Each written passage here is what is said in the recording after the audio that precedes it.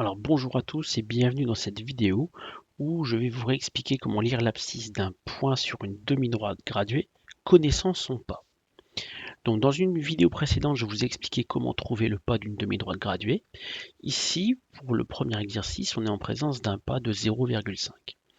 Alors pour lire l'abscisse, eh bien l'abscisse sur une demi-droite, l'abscisse d'un point sur une demi-droite graduée, c'est le nombre qui repère ce point sur cette droite graduée. Donc là, on peut voir par exemple que le nombre qui est associé au nombre au point A, c'est 2.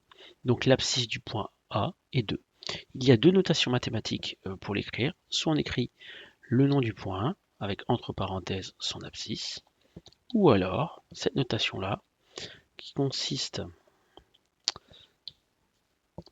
à écrire X qui veut dire abscisse. Abscisse du point A, la lettre A se met en petit en bas à droite en indice, qui est égal à 2. Donc dans la première notation, il n'y a pas de signe égal. Dans la deuxième, il y en a un.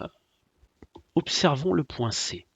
Voilà. Donc, pour trouver son abscisse, en fait, il suffit tout simplement de compter le nombre de pas à partir de l'origine. Donc là, je vais être à 0,5, 1, 1,5, 2, 2,5, 3, 3,5, 4, 4,5, 5, 5,5. Donc au niveau du point C, son abscisse serait le point C de coordonnées, enfin d'abscisse, pardon, 5,5 ou encore XC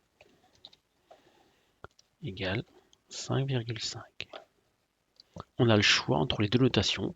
Moi, personnellement, j'ai une petite préférence pour la deuxième, mais vraiment les deux sont bonnes, vous choisissez celle que vous voulez. J'ai compté le nombre de pas à partir de l'origine. Vous pouvez bien sûr être malin et plutôt que de partir de l'origine, de partir par exemple de l'entier précédent et de rajouter le nombre de pas qui permettent d'aller au point.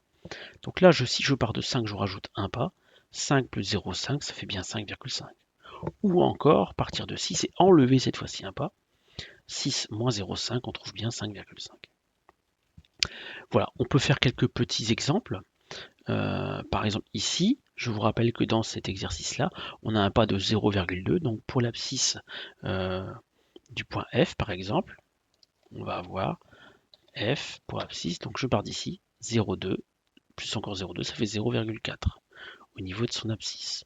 Ou alors, je vous rappelle que ça peut être noté comme ceci, l'abscisse du point F qui est égal à 0,4. Pour le point G, donc soit je repars de 0 pour faire 0,2, 0,4, 0,6, 0,8, 1, 1,2, ou encore 1 plus 0,2 donne 1,2.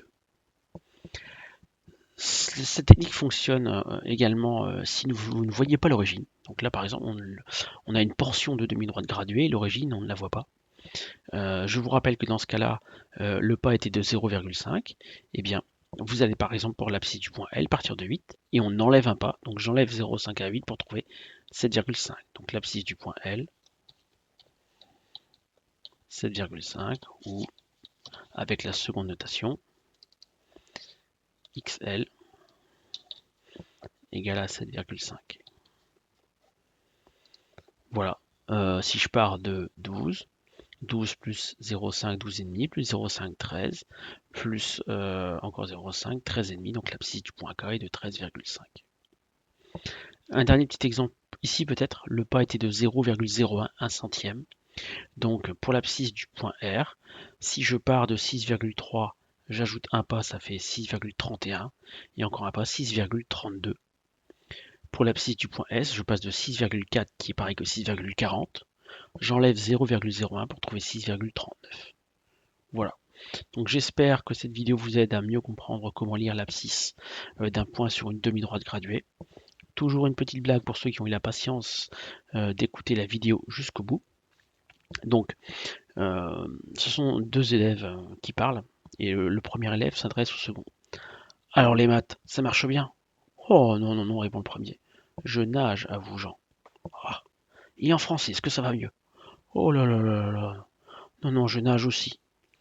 Bon, alors le sport, la natation, qu'est-ce que ça donne? Ah bah alors là, je coule.